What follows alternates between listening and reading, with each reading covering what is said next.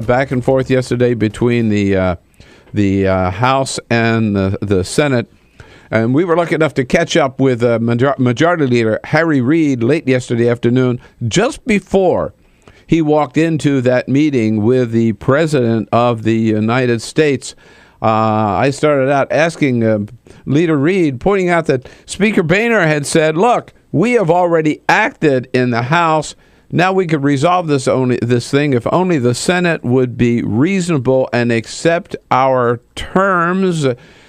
Leader Reid, what's your reaction? Well, they've sure acted, but they have acted irresponsibly and dangerously, and it's hard to comprehend that because of their hatred for Obama's signature legislative accomplishment, they're willing to shut down the government. You know, Bill, if you look back over the years, there have been other pieces of legislation that other leaders have hated. I hated the Iraq War.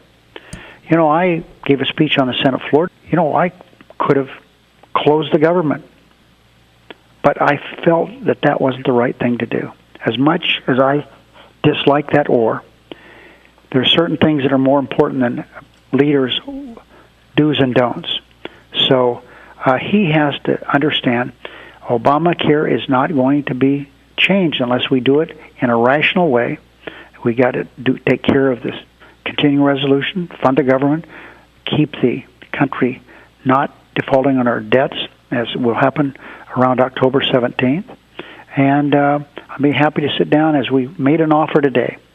Open the government. We'll do a conference on anything you want to go to conference on. I listed this stuff. You want to talk about agriculture? You want to talk about post office? You want to talk about health care? You want to talk about discretionary spending? We'll talk about it all. And Mr. Leader, you know, even President Obama has said that he recognizes there are some imperfections in the Affordable Care Act. No bill is perfect. Would you, like the president, be willing to talk about some amendments and some changes, some improvements in Obamacare? Only under the criteria that government opens now and that we get past the debt ceiling. Then we can talk about all that kind of stuff. But they're not going to hold a gun to the president's head or to my head, because my caucuses, all 53 senators that I have, are with me. And as soon as Cory Booker gets here, we'll have 55. So then I'll have 54 with me. So they've got to understand, Obamacare has been the law for almost 4 years. It's been declared constitutional by the Supreme Court of the United States.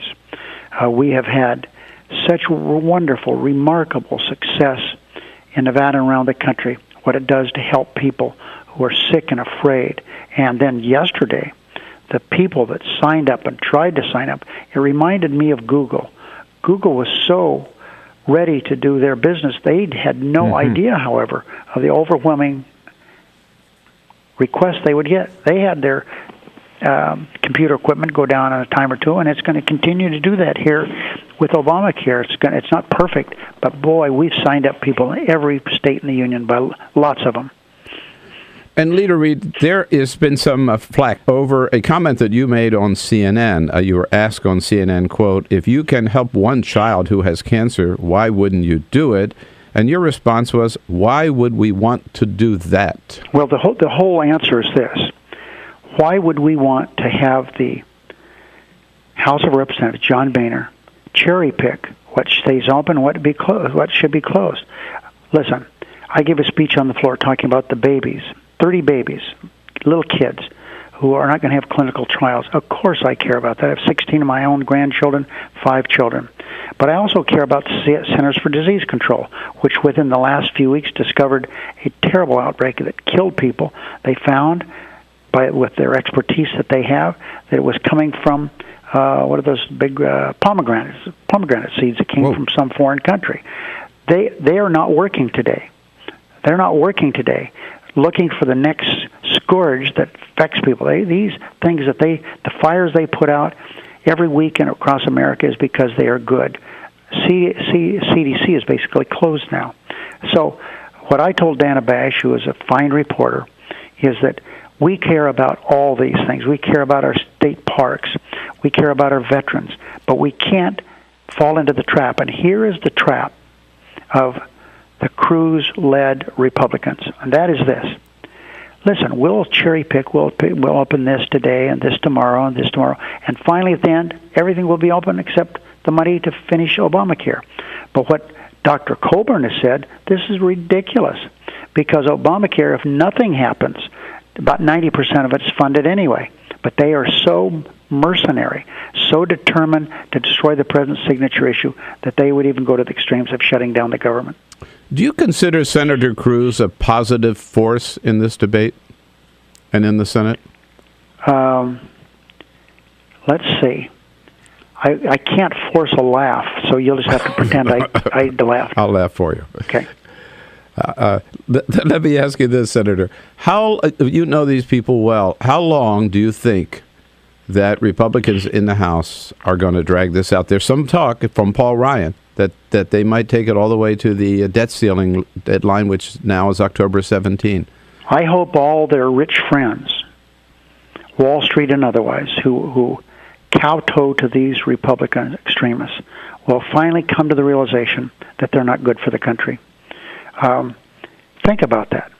They're willing to not only shut down the government as they have done, but they're willing to take the country over the brink on the debt ceiling because they want to focus on 10% of Obamacare. They are just obsessed with this. And remember what I said earlier, and I say again, Social Security, great program. They oppose that. Medicare, a great program. They oppose that. Obamacare is going to be as big as both those programs, and give us 3 or 4 years, people will feel about Obamacare like they feel about Social Security and Medicare today. Is there, final question, Leader Reid, and I'll let you go. Is there any concession that you would make in return for the House Republicans agreeing? We did it today. I wrote a letter to Speaker Boehner. I talked to him on the phone. The letter said, you've talked about wanting to go to conference. Open the government, and we will go to conference on anything you want to go to conference on. We think there should be a long-term solution to the economic problems of this country. They say that's what they want. We're willing to do it. Patty Murray would lead the charge as my chair of my budget committee. But they must reopen the government first. Yeah, we're not going to get into this. Okay, well, you agree to have a conference with us, and then we'll open the government. You know, that's a trick that a fourth grader wouldn't fall for. So your message to the House Republicans is what, Leader Reid?